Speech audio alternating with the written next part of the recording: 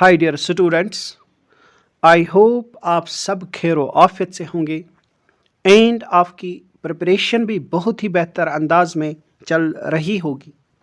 Dear students, as you know, हमने आपके लिए कंप्यूटर साइंस के ऊपर एक इम्पॉर्टेंट सीरीज़ स्टार्ट की है जिसमें हम आपके साथ वो सारे PYQs डिस्कस करते हैं जो कई सारे एग्ज़ाम्स में बार बार रिपीट किए जाते हैं। इसी सीरीज़ का आज ये हमारा 8th लेक्चर है जिसमें हम आज भी आपके लिए वो सारे इम्पॉर्टेंट PYQs लेकर आए हैं जो डिफरेंट एग्ज़ाम्स में बार बार रिपीट किए गए हैं। ये लेक्चर सीरीज़ आपके लिए काफ़ी ज़्यादा इम्पॉर्टेंट है अगर आप किसी भी कॉम्पिटिटिव एग्ज़ाम में एंटर होना चाहते हैं। डियर स्टूडेंट्स, आज का ये 8th लेक्चर स्टार्ट करने से पहले छोटी सी रिक्वेस्ट है उन सारे स्टूडेंट से जिन्होंने पहले के 7 लेक्चर्स को अभी तक अटेंड नहीं किया है। आपसे रिक्वेस्ट है, आपने पहले के 7 लेक्चर्स को अच्छे से अटेंड करना है। उसके बाद आपने हमारा ये 8th लेक्चर भी देखना है जिसमें हम आपके साथ वो सारे इम्पॉर्टेंट PYQs आज भी डिस्कस करेंगे जो कई सारे एग्ज़ाम्स में रिपीट किए गए हैं बार बार रिगार्डिंग कंप्यूटर साइंस। चलो अब आज का ये 8th लेक्चर स्टार्ट करते हैं। लेक्चर स्टार्ट करने से पहले आप प्यारे स्टूडेंट से छोटी सी रिक्वेस्ट है, आपने ये प्लेटफॉर्म सब्सक्राइब ज़रूर करना है। अगर आपने अभी तक ये प्लेटफॉर्म सब्सक्राइब नहीं किया है एंड आपने ये वीडियोस अपने फ्रेंड्स के साथ भी शेयर करने हैं ताकि वो भी इन वीडियोस का फ़ायदा उठा पाए एंड आप प्यारे बच्चे इस लेक्चर को ज़रूर लाइक करोगे क्योंकि आपकी एक लाइक हमें सपोर्ट करती है एंड हमें मोटिवेट करती है। हम आपके लिए मज़ीद बेहतर से बेहतर काम करते हैं। चलो अब हम देखते हैं आज के इस 8th लेक्चर का सबसे पहला क्वेश्चन जो कई सारे एग्जाम्स में रिपीट किया गया है बार बार। क्वेश्चन है, विच of the following groups consists of only output devices. हमसे पूछा गया है कौन सा ऐसा ऑप्शन है जिसमें सारे के सारे आउटपुट डिवाइसेस दिए गए हैं।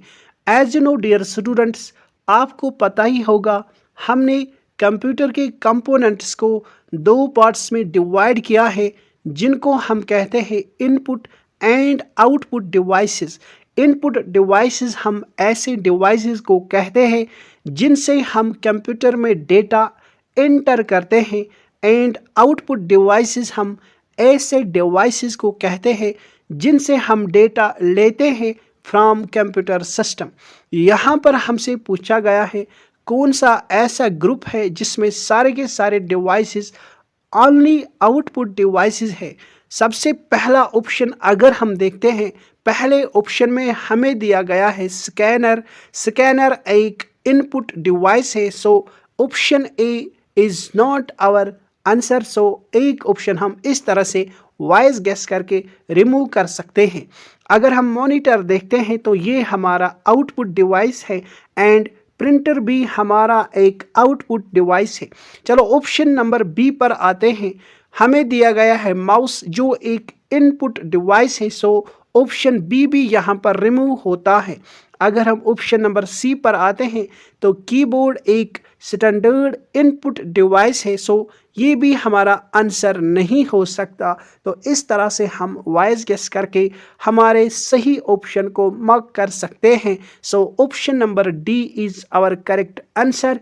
यहाँ पर आपको याद रखना है मॉनिटर एक आउटपुट डिवाइस है, प्रिंटर भी एक आउटपुट डिवाइसेस की कैटेगरी में फॉल होता है एंड प्लॉटर भी हमारा एक आउटपुट डिवाइस है। Option number D is our correct answer. Let us move to the next important PYQ. Next question है द MICR stands for। ये कई सारे एग्जाम्स में पूछा गया है। MICR की फुल फॉर्म आपसे पूछी जाती है, आप याद रखोगे। सबसे पहले हम ऑप्शन नंबर ए के ऊपर आते हैं। ऑप्शन नंबर ए पर दिया गया है MICR की full form magnetic ink card reader. Option number B को अगर हम देखते हैं तो ऑप्शन नंबर बी पर दिया गया है magnetic ink code recognition, and option number C पर दिया गया है meta ink character recognition, and option number D पर दिया गया है नन ऑफ दीज। सो आपको याद रखना है magnetic ink character recognition is the correct full form of MICR। अगर हम ऑप्शन नंबर ए पर देखते हैं तो मैग्नेटिक इंक कॉर्ड रीडर दिया गया है, so this is our not answer. Option number B पर दिया गया है मैग्नेटिक इंक कोड रिकॉग्निशन, ये भी हमारा सही आंसर नहीं हो सकता क्योंकि सही फुल फॉर्म नहीं दी गई है।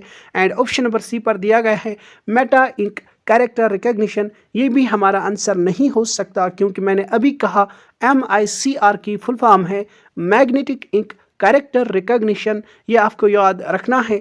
तो यहाँ पर हमारा सही ऑप्शन है ऑप्शन नंबर डी, यानी नन ऑफ दीज। सो याद रखोगे magnetic ink character recognition is the full form of MICR। So आपने हर एक ऑप्शन वाइजली रीड आउट करके अपना आंसर मार्क करना है।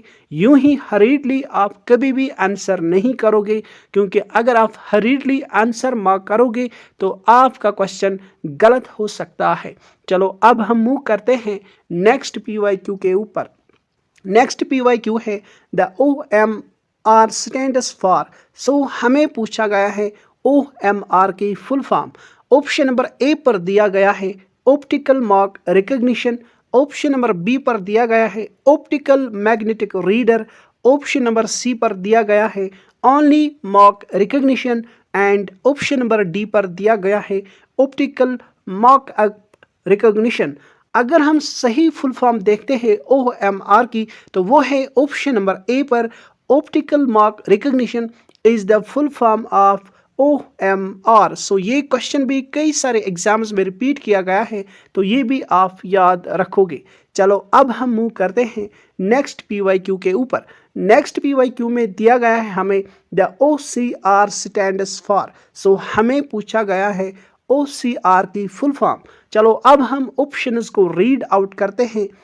देखते हैं option number A outsized character reader, option number B पर दिया गया है ऑप्टिकल कैरेक्टर रीडर, ये भी बाद में देखेंगे। इसी तरह से ऑप्शन नंबर सी पर दिया गया है operational character reader, and option number D पर दिया गया है ओनली कैरेक्टर रीडर। तो आपको याद रखना है जो हमारा OCR है इसकी फुल फॉर्म है ऑप्टिकल कैरेक्टर रिकॉग्निशन और optical character reader. So option number B is our correct answer, ये आपको याद रखना है। Option number B is our correct answer.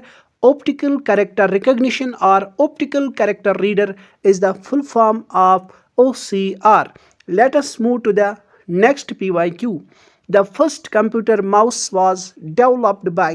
ये क्वेश्चन कई बार रिपीट किया गया है कि सबसे पहला माउस एक इनपुट डिवाइस है जो जस्ट लाइक शेप है माउस के, इसीलिए इसको माउस कहा जाता है। तो आपसे पूछा गया है सबसे पहला कंप्यूटर माउस किसने डेवलप किया है। Option number A Douglas Engelbart, option number B William English, option number C Daniel Kofher, and option number D Robert ज़ावस्की।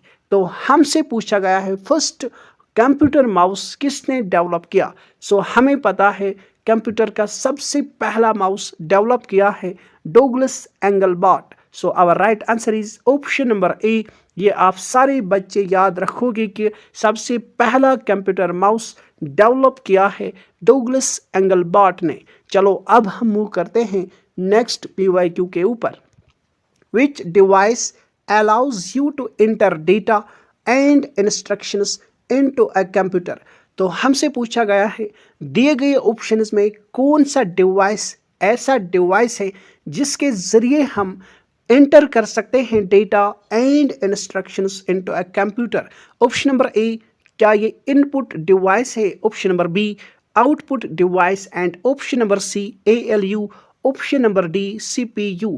सो हमें पता है जिन डिवाइसेस से हम हमारे कंप्यूटर सिस्टम में डेटा एंटर करते हैं उन्हें हम इनपुट डिवाइसेस कहते हैं। So our right answer is option number A एक ऐसा डिवाइस जिससे हम डेटा एंड इंस्ट्रक्शंस को एंटर करते हैं इनटू आवर कंप्यूटर, उन्हें हम इनपुट डिवाइस कहते हैं. So our right answer is option number A. Now let us move to next important PYQ. TCP/IP is composed of how many layers? कई सारे exams में ये क्वेश्चन पूछा गया है, सो आप याद रखोगे TCP/IP is composed of how many layers? Option number A 5 layers, option number B 4 layers, option number C 6 layers and option number D 7 layers. याद रखोगे TCP/IP ये कंपोज्ड है of 4 layers. So our right answer is option number B. कई सारे exams में पूछा गया है फुल फॉर्म ऑफ TCP/IP. तो TCP की फुल फॉर्म आप मुझे बताओगे, IP की फुल फॉर्म है इंटरनेट प्रोटोकॉल. तो TCP की फुल फॉर्म आप मुझे ज़रूर बताओगे क्योंकि कई सारे एग्जाम्स में ये फुल फॉर्म पूछी गई है. What is the full form of TCP? तो इस क्वेश्चन का आंसर आप मुझे ज़रूर करोगे कमेंट सेक्शन में. चलो अब हम मूव करते हैं नेक्स्ट PYQ के ऊपर. नेक्स्ट PYQ है, देखो यही क्वेश्चन आपसे पूछा गया है तो यहाँ पर आपको पता चलेगा what is the full form of TCP/IP. So हमसे पूछा गया है TCP/IP stands for. Option number A transmission control protocol and internet protocol, option number B transmission channel protocol internet protocol, option number C transport control protocol / internet protocol, option number D transmission connection protocol / internet protocol. तो याद रखोगे आप TCP की full form है transmission control protocol and IP की full form जो मैंने अभी आपसे कहा है internet protocol. So our right answer is option number A. ये आप जरूर याद रखोगे transmission control protocol and Internet protocol is the full form of TCP/IP. Now let us move to next important PYQ. The connection of two or more topologies are called. तो हमसे पूछा गया है connection of two or more topologies are called. यानी जब हम connect करते हैं टू और मोर टोपोलॉजीज तो हम इस नेटवर्क सिस्टम को क्या नाम देते हैं. Option number A star, option number B mesh, option number C bus and option number D hybrid. So आपको याद रखना है जब हम कनेक्ट करते हैं टू और मोर टोपोलॉजीज तो हम इसे हाइब्रिड टोपोलॉजी का नाम देते हैं. So our right answer is option number D. ये आपको याद रखना है. Now let us move to next important PYQ. Which of the following topology uses a central hub? कौन सी ऐसी टोपोलॉजी है जो यूज़ करती है central hub to connect different devices? Option number A star, option number B bus, option number C mesh and option number D ring. So आपको याद रखना है जिस टोपोलॉजी में हम यूज़ करते हैं central hub in order to connect the devices और नोड्स उसे हम मैश कहते हैं. So our right answer is option number C. ये क्वेश्चन कई बार रिपीट किया गया है. So this is a very important question for your upcoming exam. Now let us move to next PYQ. Which of the following topology is multi point topology? कौन सी ऐसी topology है जो मल्टी पॉइंट टोपोलॉजी है? Option number A bus, option number B star, option number C ring and option number D mesh. ये question मैं आपको as a homework देता हूँ. सो आप इस क्वेश्चन का मुझे आंसर खुद करके दोगे कमेंट सेक्शन में एंड जिस स्टूडेंट का आंसर सही होगा हम उसे हार्ट देंगे ताकि और बच्चे भी कमेंट सेक्शन चेक करके देखेंगे किस किस स्टूडेंट ने हमारे इस क्वेश्चन का सही आंसर किया है. चलो अब हम मूव करते हैं नेक्स्ट PYQ के ऊपर. A connection in which more than two specific devices share a single link is called. एक ऐसा इंटरनेट कनेक्शन जिसमें एक से ज़्यादा यानी 2 से ज़्यादा स्पेसिफिक डिवाइसेस शेयर करते हैं सिंगल लिंक, उसे हम क्या नाम देते हैं? Option number A standard connection, option number B multi point, option number C channel and option number D pairing point. So इस क्वेश्चन का अगर हम सही आंसर तो इस क्वेश्चन का सही आंसर है option number B multi point connection. ये आपको याद रखना है, एक ऐसा कनेक्शन जो कनेक्ट करता है more than 2 specific devices through a single link. ये आपको याद रखना है। चलो अब हम मूव करते हैं नेक्स्ट PYQ के ऊपर। A connection that provides a dedicated link between two devices is called। एक ऐसा कनेक्शन जो प्रोवाइड करता है dedicated link between two devices, उसे हम क्या नाम देते हैं? ऑप्शन नंबर ए पर दिया गया है point to point connection, option number B multi point, option number C topology and option number D protocol. So protocol is a set of internet rules. ये आपको याद रखना है, तो ये हमारा रिमूव हो सकता है। एंड जो टोपोलॉजी है it is a structure of connecting devices, so ये भी हमारा आंसर नहीं हो सकता। एंड मल्टी पॉइंट हमने अभी देखा, जब हम more than 2 specific devices connect करते हैं जो एक सिंगल लिंक शेयर करते हैं, ये भी हमारा आंसर नहीं हो सकता। तो सीधे हम अपने आंसर पर आते हैं, option number A point to point connection. ये आपको याद रखना है, एक ऐसा कनेक्शन जो प्रोवाइड करता है dedicated link between two devices is called point to point connection. Now let us move to next important PYQ. A set of devices connected by communication links is called. एक set of devices जिन्हें connect करता है communication link, उसे हम क्या नाम देते हैं? Option number A network, option number B protocol, option number C topology and option number D multi links. ये बहुत ही इजी क्वेश्चन है, सो ये क्वेश्चन भी आपके लिए, आप इस क्वेश्चन का भी आंसर मुझे ज़रूर करके दोगे। देखो स्टूडेंट्स, जो सिंसियर स्टूडेंट होता है वो होमवर्क को ज़रूर करके देता है। सो आपने ये क्वेश्चन ज़रूर अटेंड करके आपने इन क्वेश्चन का आंसर ढूंढना है। अगर आपको इन क्वेश्चंस का आंसर नहीं पता है तो ये क्वेश्चन भी आपके लिए है। हर एक स्टूडेंट इस क्वेश्चन का आंसर करेगा कमेंट सेक्शन में, एंड लास्ट में अपना स्कोर भी मेंशन करेगा। Be sincere and work hard, इंशाअल्लाह you will get your desired job. ये आपको मैं कहता हूँ, सो आप हार्ड वर्क करिए, आप मेहनत करिए, आपको अपनी जॉब मिल जाएगी। लेकिन आपने कंसिस्टेंसी आपने मेंटेन करनी है इन योर वर्क, सो एक दिन आपका जॉब ज़रूर लग जाएगा। आपको लेजी नहीं रहना है, आपको हर एक होमवर्क करना है, एंड ज़्यादा से ज़्यादा आपको मॉक टेस्ट्स भी देने हैं। चलो अब हम मूव करते हैं नेक्स्ट PYQ के ऊपर। नेक्स्ट PYQ है, विच of the following network is a small single site network. कौन सा ऐसा नेटवर्क है जो स्मॉल है एंड सिंगल साइट नेटवर्क है?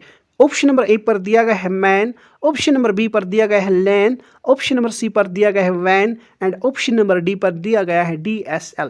देखो ये जो आप देख रहे हो शॉर्ट फॉर्म्स, आपने इन जो ऑप्शंस हैं आपने इनकी फुल फॉर्म ज़रूर पता होनी चाहिए, क्योंकि कई सारे एग्जाम्स में पूछा गया है what is the full form of MAN, what is the full form of LAN, what is the full form of वैन and what is the full form of DSL।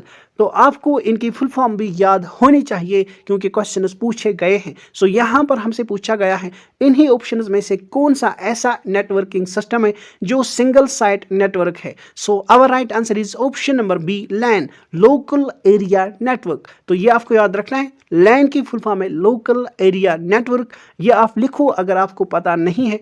Man की फुल फॉर्म है metropolitan area network, वैन की full form है wide area network and इसी को हम internet भी कहते हैं, एंड DSL की फुल फॉर्म है digital subscriber line. I am going to repeat, MAN की फुल फॉर्म है मेट्रोपॉलिटन एरिया नेटवर्क, लैन की फुल फॉर्म है लोकल एरिया नेटवर्क, वैन की फुल फॉर्म है wide area network and DSL की फुल फॉर्म है digital subscriber line. So in full forms को आपने ज़रूर याद रखना है, कई सारे एग्जाम्स में ये पूछी गई है।